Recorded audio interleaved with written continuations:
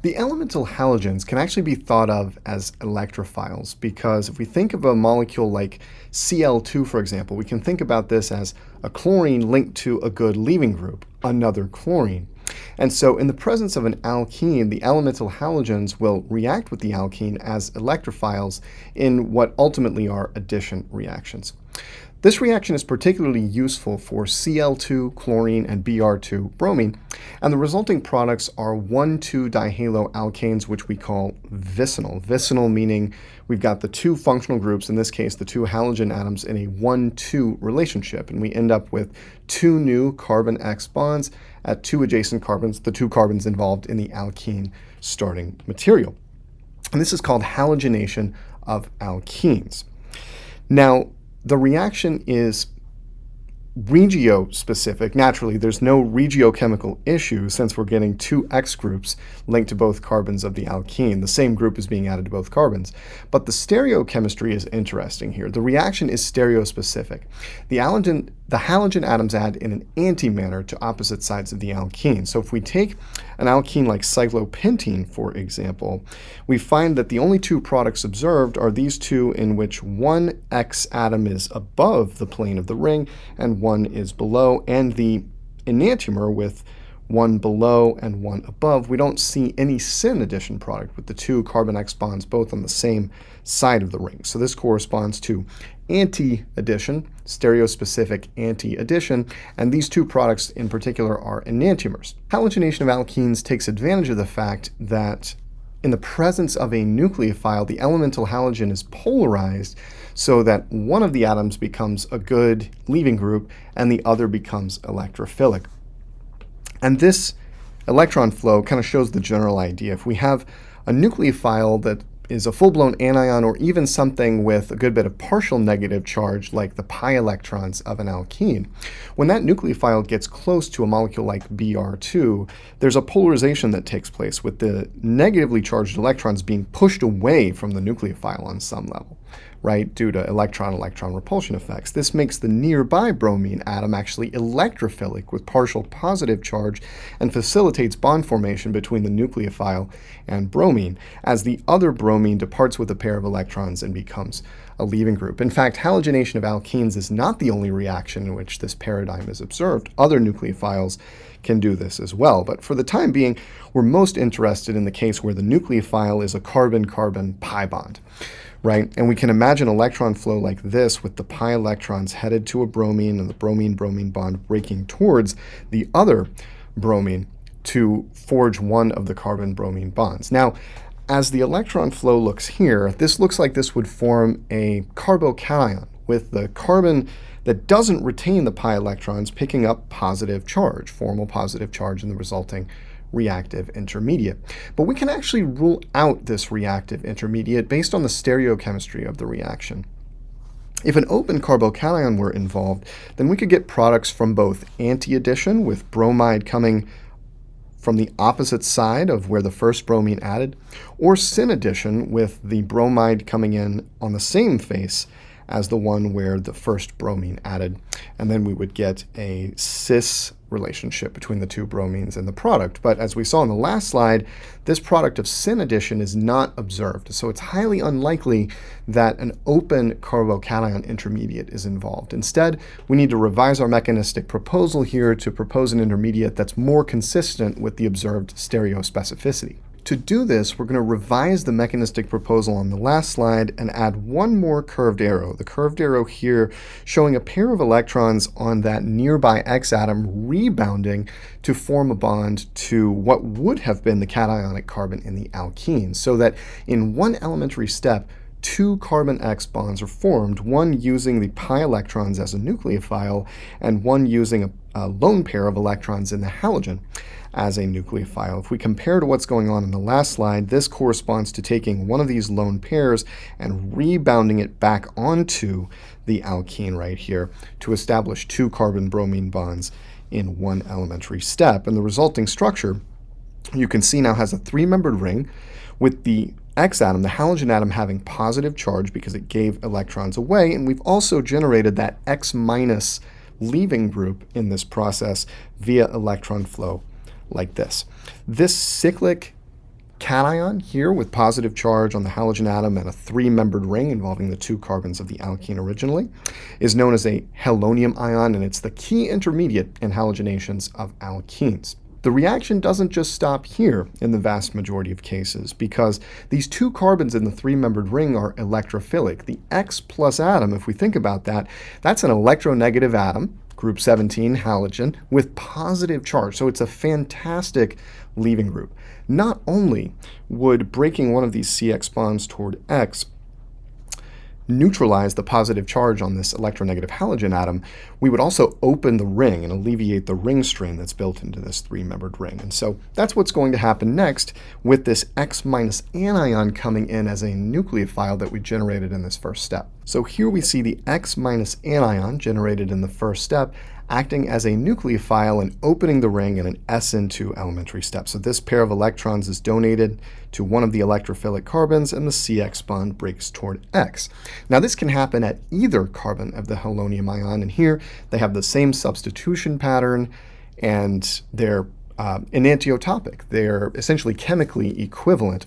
And so we can follow either the red curved arrows or the blue curved arrows, and in this case this leads to a mixture of enantiomers, a racemic mixture of the two enantiomers, since the two electrophilic carbons are chemically equivalent.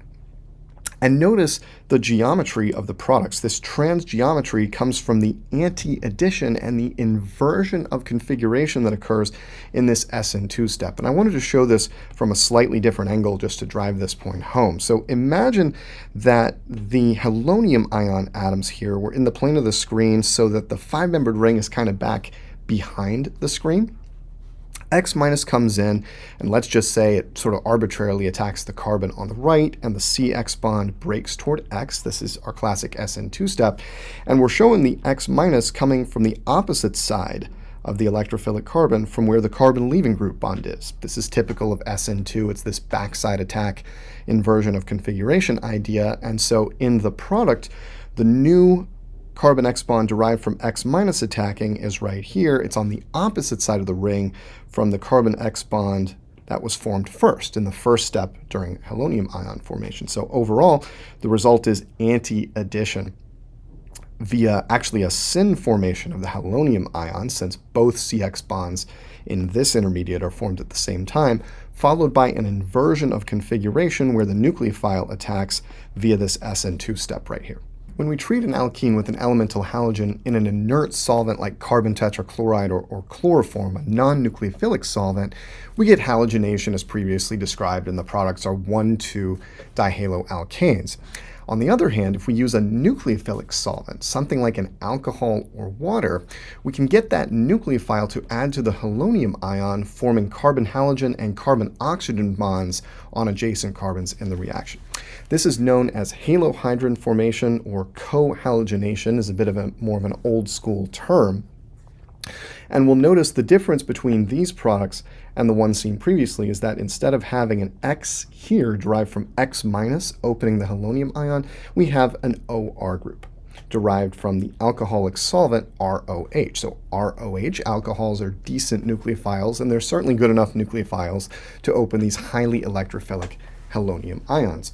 If we think mechanistically here, the mechanism is highly analogous to what we've already seen with halogenation, in that a halonium ion is still involved, so the first elementary step is exactly the same. X2 reacts with the alkene to form a halonium ion and X minus. But in an alcoholic solvent, we're in a situation where there's a ton of ROH around relative to X minus, and so it will react more rapidly, being in much higher concentration with the halonium ion. But it will react in an electron flow sense in the exact same way that X minus would. So ROH is going to attack at one of the electrophilic carbons of the halonium ion, and it'll open with cleavage of the HX bond toward X, and we end up with a structure like this. Now the oxygen remains protonated, right, and is now formally positive since we used it as a nucleophile, and so we're going to lose that proton to generate the neutral product, which contains carbon X bonds and carbon oxygen bonds on adjacent carbons. Something else to point out here is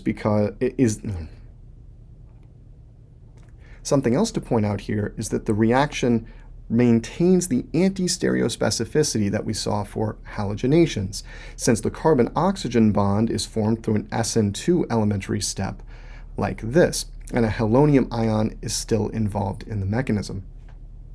Here we have an interesting issue of regioselectivity. In this particular example, the two carbons of the halonium ion are chemically equivalent, so it doesn't matter which we attack. We'll just get one or the other of a pair of enantiomers, and we should expect a racemic mixture.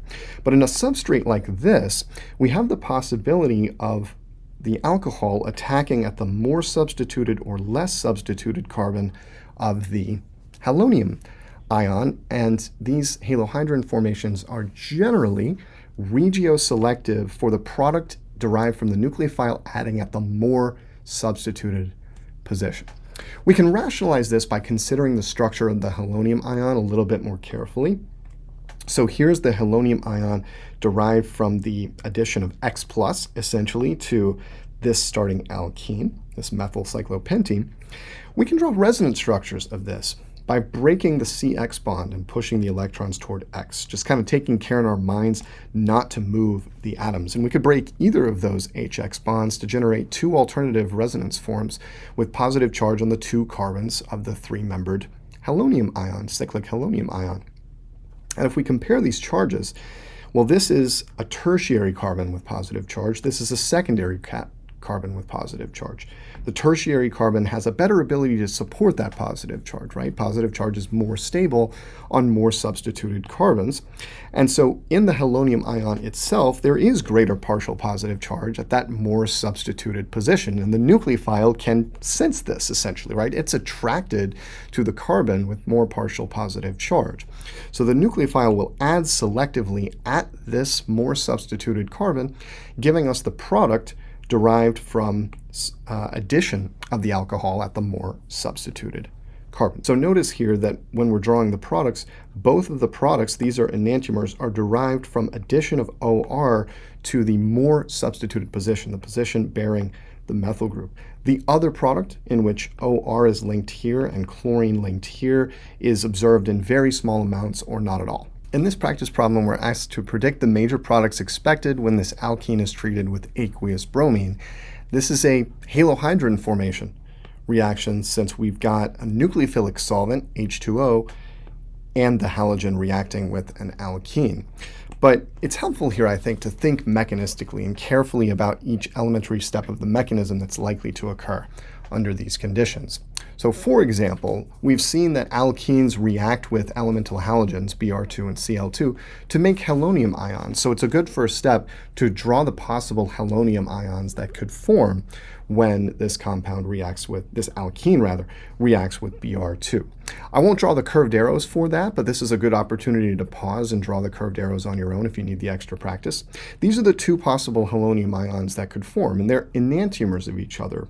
The thing we want to notice is that this is a stereogenic center, and these two compounds are chiral, and they're enantiomers of each other. They're mirror images. So we'll get equal amounts of these two enantiomers, and water, of course, is going to remain around.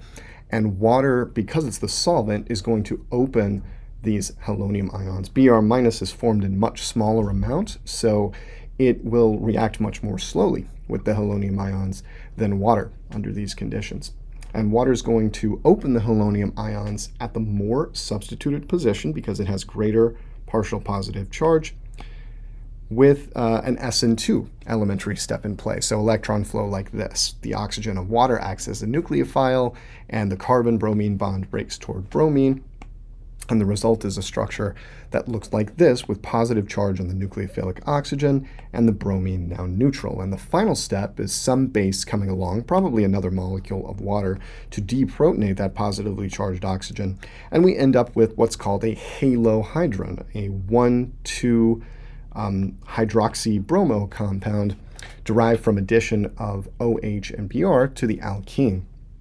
We can do the same dance, play the same game with the enantiomeric halonium ion, have water open the ring in an SN2 step at the more substituted position again. That's going to occur with inversion of configuration. So now notice the carbon-oxygen bond is on a wedge. It was on a dash up here due to the inversion of configuration that occurs in this step. Now it's on a wedge, and after deprotonation, we get the enantiomer of the first halohydrin we drew. So here, because we expect a racemic mixture of these two products, and both of these steps occur with, these SN2 steps rather, with inversion of configuration, we get a racemic mixture of the two halohydrins in this reaction.